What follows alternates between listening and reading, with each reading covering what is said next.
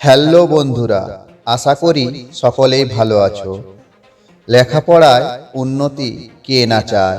সকলেই লেখাপড়ায় উন্নতি করতে চায়, কিন্তু তারা লেখাপড়ায় উন্নতি করার সঠিক নিয়মটি জানে না।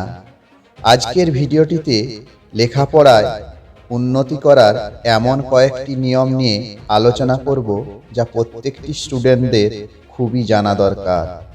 তাই ভিডিওটি শেষ পর্যন্ত দেখার অনুরোধ রইল। এখানে প্রতিটি পয়েন্টই খুব গুরুত্বপূর্ণ। নাম্বার 1, প্রতিদিন ভোরবেলা ঘুম থেকে ওঠার অভ্যেস করো।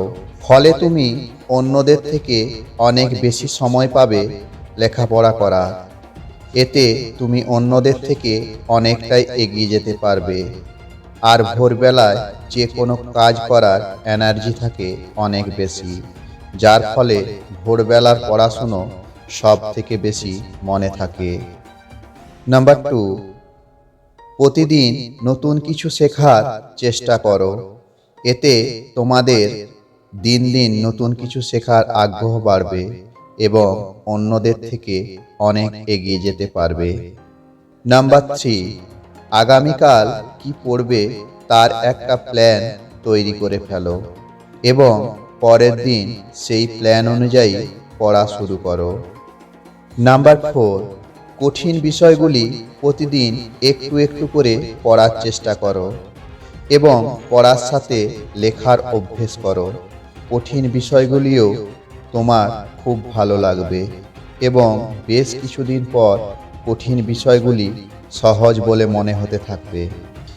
নাম্বার 5, প্রতি মাসে বা প্রতি সপ্তাহে কোন কোন বিষয়গুলি তুমি শেষ করবে তার একটা প্ল্যান আগে থেকেই তৈরি করে নাও, যার ফলে সেই বিষয়টি শেষ করার প্রতি তোমার আগ্রহ আরও অনেক বেশি বেড়ে যাবে।